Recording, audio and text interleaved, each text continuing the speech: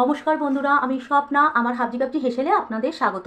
আজকে আমি ডিম আলু কষা করব, আপনারা আমার সাথে থাকুন। কড়া গরম হয়ে গেছে, সর্ষের তেল দিয়ে দিলাম। তেল গরম হয়ে গেছে, একটি ডিম সেদ্ধ করে নুন হলুদ মাখিয়ে রেখে দিয়েছিলাম, দিয়ে দিলাম।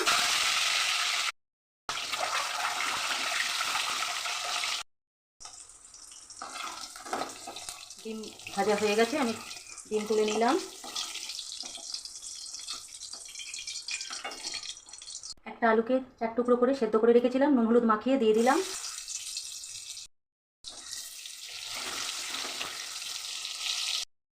আলু ভাজা হয়ে গেছে, আলু সব তুলে নিলাম।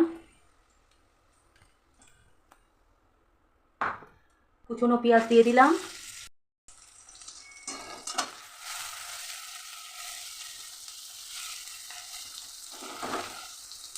সামান্য একটু চিনি দিয়ে দিলাম।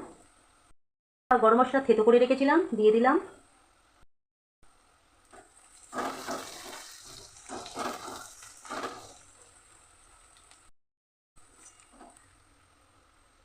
পেঁয়াজ বাটা দিয়ে দিলাম, রসুন বাটা দিয়ে দিলাম।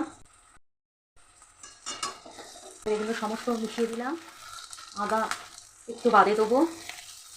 পেঁয়াজ আর রসুনটা ভাজা হয়ে গেলে তারপরে আদা দেবো। পেঁয়াজ রসুন বাটার গন্ধটা চলে গেছে, এবার আমি দেবো একে একে মশলা সব। আদা বাটা, জিরে বাটা, ধনে গুঁড়ো, হলুদ গুঁড়ো, লঙ্কা গুঁড়ো, স্বাদ মতো নুন।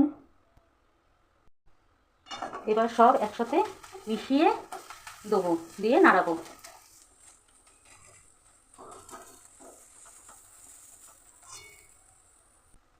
টমেটো কুচোনো,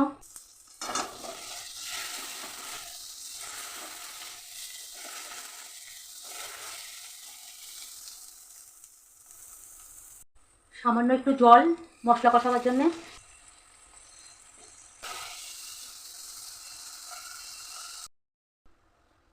আর একটু সামান্য জল দেবো আর একটু মশলা কষাবার জন্যে। দুটো চেরা কাঁচা লঙ্কা, আলু ডিম দিয়ে একটু কষাবো।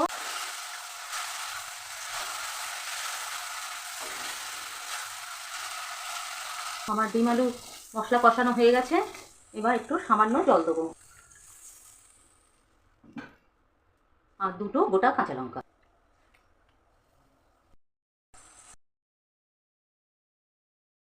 খুব সহজেই হয়ে গেল আমার ডিম আলু কষা। আপনারা একবার এভাবে বাড়িতে বানিয়ে খেয়ে দেখবেন। যদি আমার রান্নাটা আপনাদের ভালো লাগে তাহলে আপনারা অবশ্যই লাইক কমেন্ট সাবস্ক্রাইব করবেন। টাটা বন্ধুরা।